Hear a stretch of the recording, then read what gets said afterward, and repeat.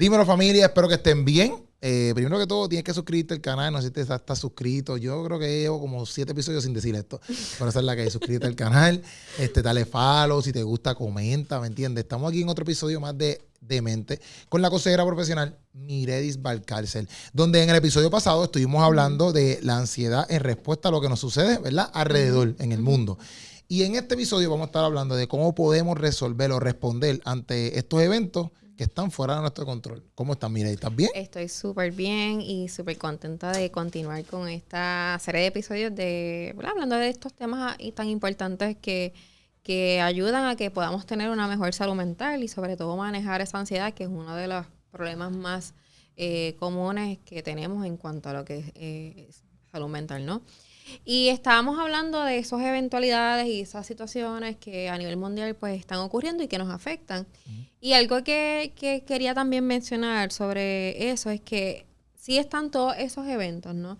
Pero a nivel individual traen otra serie de situaciones o secuelas que entonces ahí tienen un mayor impacto en nosotros. Okay. Por ejemplo, la pandemia fue a nivel mundial y nos afectó a todos, pero a nivel individual trajo quizás en las casas donde hubo muertes, donde personas pues tenían condiciones de salud y pues quedaron mucho peor, pues ahí trae otra serie de problemas que también vienen a afectar, ¿verdad? El asunto de la pérdida, encima pues el miedo a las personas que eran médicos o enfermeros que tenían que estar semanas sin ver a sus familias, pues esos niños que están, o el esposo o la esposa que estaban en la casa, ese miedo de si va a llegar o no, si va a estar bien o no.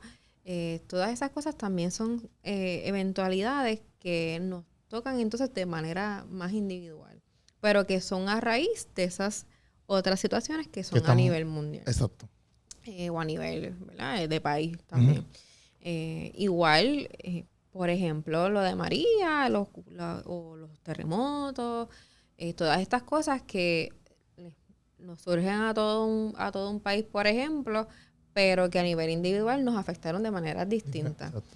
Así que sí, eso es importante identificarlo porque dentro de las estrategias que podemos utilizar para poder manejar esta ansiedad, las preocupaciones, todo lo que pueda surgir a raíz de estos problemas, pues puede variar dependiendo, ¿verdad?, cuál sea el caso, cuál sea la severidad y la necesidad que tenga cada persona, ¿no? Y habiendo dicho esto, pues mira, hay diferentes cosas que podemos hacer para poder tratar de manejar esta ansiedad que puede generar estos eventos. Como dije anteriormente, quiero recalcar en que es muy importante inicialmente poder identificar cuáles son esas fuentes de información o de contenido que vamos a consumir. Que sean fuentes que tengan información correcta, que no haya, ¿verdad?, estas famosas teorías de conspiración y todas esas cosas, sino que estemos claros de que es una información que es confiable, que más allá de, ¿verdad?, que esté tratando de traer miedo, sino que sea para informar. Eso es bien importante para que nosotros podamos educarnos y no caer en esta trampa del pánico que puedan surgir a veces en esto de las redes o en los medios. Igual también es bien importante tomar un rol activo en cuanto a saber de qué yo tengo el control. O sea, como hablamos anteriormente, obviamente no tenemos el control de que pasen temblores o no, o que venga un huracán o no tenemos el control de muchas cosas. Sí, obviamente en nuestro medio ambiente hay cosas que como seres humanos ciudadanos de este mundo tenemos que cuidar. Exacto. Porque también tiene un impacto, ¿no? Pero la realidad es que hay muchas cosas que no tenemos el control. Así que lo importante es que nos enfoquemos en lo que sí podemos hacer y es pues poder trabajar con nosotros, estar más conscientes de cómo podemos manejar nuestras emociones para que entonces también estemos aptos para ayudar a otras personas porque no estamos aquí solos. Y, por ejemplo, tú en tu casa, está tu esposa, las personas que tengas a tu alrededor, que es importante que si, por ejemplo, tú estás bien y tienes herramientas, pues igual puedes ayudar a esos que están alrededor tuyo, ¿no? Exacto. Así que importante es, número 1, examinar cuál es la crisis que estamos atravesando y cómo yo estoy reaccionando hacia esa crisis. Mi reacción inmediata me va a dar mucha información de cómo emocionalmente yo estoy. Por ejemplo, dentro de la situación de la pandemia, que es lo más reciente que nos ha acontecido, muchas personas atravesaron pérdidas, es la realidad. Pero a lo mejor tenemos persona A y persona B, quizás persona A pudo manejarla mejor porque a lo mejor tenía un mayor nivel de resiliencia, tenía quizás mayor fortaleza emocional que persona B. Okay. Y quizás persona B todavía a lo mejor está pasando por un duelo complicado y no ha podido manejar esta situación de la pérdida versus la primera persona que mencioné. Así que es importante no solamente, ¿verdad?, medir cuál es la crisis, sino cuál es mi reacción ante esa crisis. Okay. Eso es algo bastante subjetivo también, ¿verdad? Porque no todo el mundo ve las pérdidas de la misma forma, o no todo el mundo ve las crisis económicas de la misma forma. Va a depender también de mi sistema de creencia, ¿verdad? Las personas que, por ejemplo, en caso de nosotros, que somos personas creyentes, pues nos ayuda mucho nuestra fe en Dios, nuestra confianza en Dios, en las promesas que la palabra establece para nosotros. Eso es un aliado, ¿verdad? Una ayuda que tenemos nosotros versus personas que quizás no tienen esa fe, por decirlo así. Así que cuando estamos atentos a eso, a cuál es mi reacción ante la crisis, ante los eventos que estamos atravesando, pues eso nos va a decir, sin efecto, dentro de todo, ¿estamos preparados para manejar esa adversidad o si les requerimos de entonces ayuda para poderlo trabajar? Porque entonces no lo estamos llevando, ¿verdad?, de la mejor manera. Sí. Que eso es algo, en el sentido, por mi lado, que a veces uno se fija en todas esas cosas. Uh-huh. Y como tú dijiste ahorita, por ejemplo, si yo me fijo en las cosas que sí tengo, uh-huh, o en las cosas que, exacto, tengo a la mano, uh-huh, como que, por ejemplo, pues viene un huracán, pues exacto, yo no puedo parar el huracán, pero, pues mira, tengo, qué sé yo, un ejemplo más así de nosotros, pues tengo las tormenteras, uh-huh, qué sé yo, tengo comida, tengo agua, mi esposa está bien, los nenes están bien, pues mira, pues aquietarme con eso, ¿me entiendes? No podemos impacientes de que, pues va a pasar esto y sí pasa lo otro, porque entonces no estoy pensando ni bien para mí, uh-huh, ni para mi familia. Porque como tú dijiste ahorita también, como que a veces uno también, a veces no sé si te pasa que alguien, ¿verdad?, tiene una pérdida familiar. Entonces, pero dentro de esas personas siempre están las personas que les duele un montón y lo reflejan, pero también estas personas que les duelen, pero no lo reflejan allí en ese momento ni nada, pero les sigue doliendo. Uh-huh. Pero son como que esas personas como que, uh-huh, diantre, uno se pega a ellos, pues, uh-huh, quizás es como que pues, están más, no sé, más positivos, ¿no? Que no sé si es la palabra correcta, pero lo están demostrando de una manera quizás, no sé, saludable, no sé cómo se puede decir. Sí, bueno, ahí puede ser un poco de todo, por ejemplo, porque hay personas que son más abiertas en expresando sus emociones versus otras. Uh-huh. No necesariamente significa que lo están, siempre es bueno y lo ideal es, y lo que se aconseja es que podamos ser expresivos y podamos ser, podemos ventilar cómo nos sentimos, y eso es el punto que sigue, ¿no? Ahora. Pero no necesariamente el hecho de que yo sea más vocal con mis emociones significa que los estoy manejando, exacto, ¿verdad? Saludablemente. Exacto, pero sí es cierto que hay personas que a veces las vemos más calladitas o más reservadas. Puede ser que la persona pues tenga su manera de afrontar esa situación y que a lo mejor sí lo esté llevando bien, como puede ser también que esté reprimiendo, ¿verdad? Okay. Cómo se siente, y eso no es saludable. Okay. Y ahí vamos entonces a ese otro punto, gracias porque me llevaste ahí, y es identificar y aceptar cuáles son los sentimientos y esas emociones que estoy experimentando a raíz de este evento. Puede ser, por ejemplo, a lo mejor hay personas que dentro de un duelo, por ejemplo, como el tema y el ejemplo que estamos utilizando, experimentan, además de la tristeza, experimentan ira, pueden experimentar miedo y otras, ¿verdad?, experiencias o otras emociones. Hay otras que quizás dentro del proceso de la pérdida pues sienten más tranquilidad, pueden aceptar más rápido la pérdida, ¿no? Uh-huh. Y tanto una cosa como la otra es igual de válido. Porque cada persona pues maneja sus emociones de manera diferente. Lo importante es que tú estés consciente y puedas identificar con claridad qué es lo que tú estás sintiendo para que lo puedas trabajar de manera correcta. Porque como yo siempre digo con las personas que atiendo, cuando trabajamos y hablamos de las emociones, es importante llegar y aprender a identificar las emociones tal cual, porque la ira o lo que conocemos como el coraje, pero la ira no se manifiesta igual, aunque a veces se parece, pero no se manifiesta igual que la tristeza, y no es lo mismo que la tristeza. O el miedo no es lo mismo que el asco, por ejemplo, que son parte de las emociones básicas de los seres humanos. Así que es importante que las conozcamos y sepamos qué cosas también nos llevan a sentir estas emociones para comenzar ese proceso también de, digamos, de autoconocimiento y saber, pues mira qué cosas pueden ser detonantes para nosotros que a lo mejor en el momento pues no sabíamos, ¿verdad? Así que es importante no solamente identificar, sino también aceptar nuestras emociones y sentimientos, porque cuando no las aceptamos, entonces estamos como un poquito ahí en negación. Y, oye, quiero hacer un paréntesis que no es tan paréntesis, tiene que ver. Pero, por ejemplo, y lo digo porque aquí hay una comunidad cristiana bastante grande. A veces, como cristianos, pecamos de que, porque soy cristiano, pues no me puedo sentir triste. O porque soy cristiano, no puedo sentir miedo.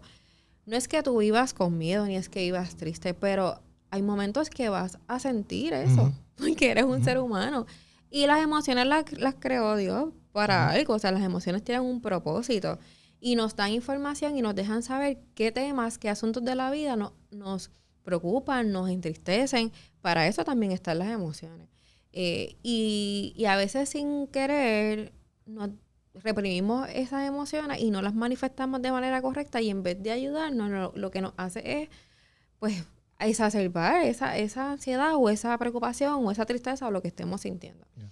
Así que es identificar y aceptar cómo nos sentimos para entonces de ahí partir y trabajar eso que estamos experimentando.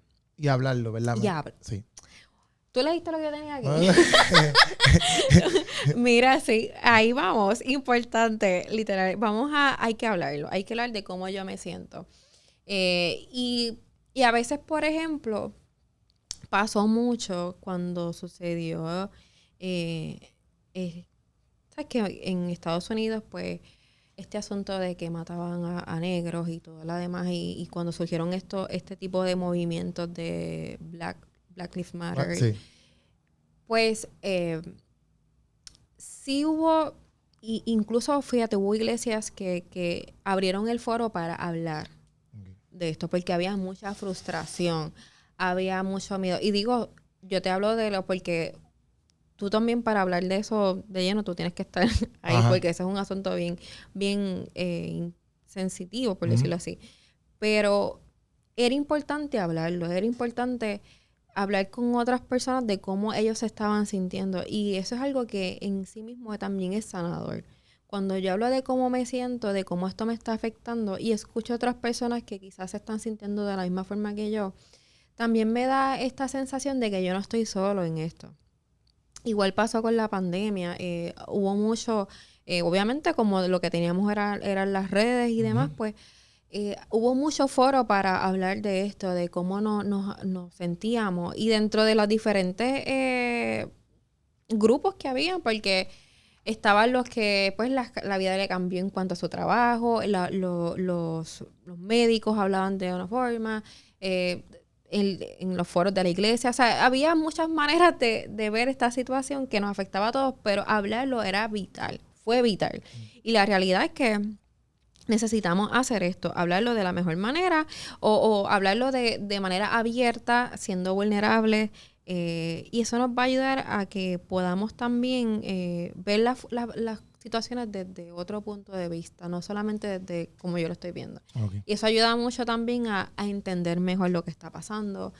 Me ayuda también a autoevaluarme, a ver, fíjate, tú lo estás viendo así, pero este pensamiento o esto que me dijo esta persona, pues también puede ayudarme a visualizar mejor este panorama y puede ser hasta más positivo y más saludable para mí. Y que a mí me pasa también que cuando a veces abro las cosas, hablándolas, como que me autonalizo, no sé. Y digo, diante, espérate, yo estoy hablando de esto, pero realmente, no sé si a veces te pasa que tú hablando como que te contesta, te autocontesta lo que estás diciendo, es como que ya entré. Pero si no lo hubiese hablado, pues quizás me quedaba como que con esa ansiedad ahí en la mente, etcétera. Pero hablándolo, aunque después digo, diante, te llamé y hace las contestaciones, por ejemplo, si llamo a un amigo, pero a la misma vez el hablarlo, pues me alivia. Ayuda, Sí. completamente. Sí, el hablar es terapéutico. A veces yo he tenido sesiones que yo he hablado bien poco, o casi nada. Y eso es lo que hace, lo que necesita la persona, literal, hablar. Y finalmente, importante en casos de que son, ¿verdad?, situaciones que puedan trastocar nuestra rutina de vida, como lo fue, volvemos al tema de la pandemia, como fueron los temblores, como fueron todas estas cosas. Lo importante es mantener ese sistema que hemos desarrollado, esa rutina que tenemos, tratar de mantenerla lo mejor posible, porque eso nos va a dar esa sensación de que pues dentro de todo, pues todo está normal, todo está lo mejor posible. Porque si nos cambiamos de cero a así la rutina de la noche a la mañana, pues esos cambios también pueden exacerbar la ansiedad en vez de controlarnos. La rutina de una vida diaria. De tu vida diaria, exacto. Lo que tú haces en tu trabajo, digo, dependiendo, ¿verdad? Los cambios que haya que esté fuera de tu control.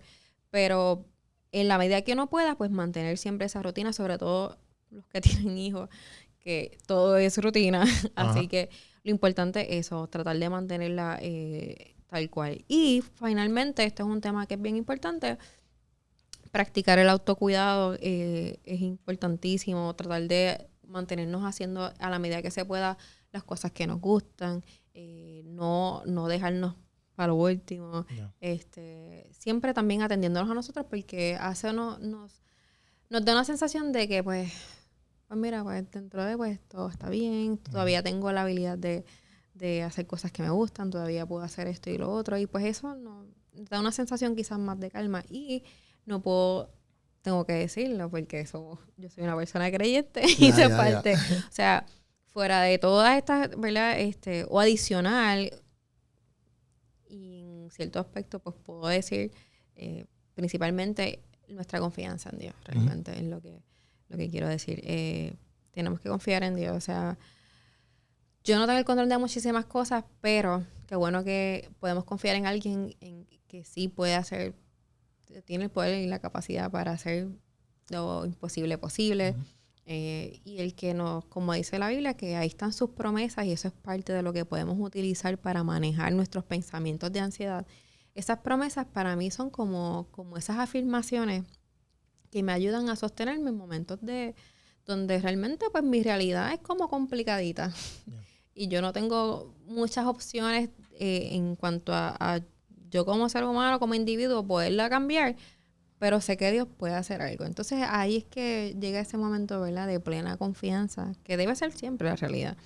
Pero ahí es que ponemos y activamos nuestra fe y la ponemos por obra, y nos aferramos a esas promesas, y definitivamente que si las aferramos a ellas y creemos en ellas, las vamos a ver. Perfecto. Bueno, pues en el próximo episodio vamos a estar hablando de rompiendo patrones que mantienen la ansiedad. Te tienes que quedar aquí con nosotros. Si no has visto los episodios pasados y este fue tu primero, tienes que ver los pasados porque están bien buenos. Obviamente con la consejera profesional Mireille Valcárcel, que ahí está saliendo su información donde te puedes comunicar con ella. Esa es la que hay, familia, se les ama, y este fue otro episodio más de Demente.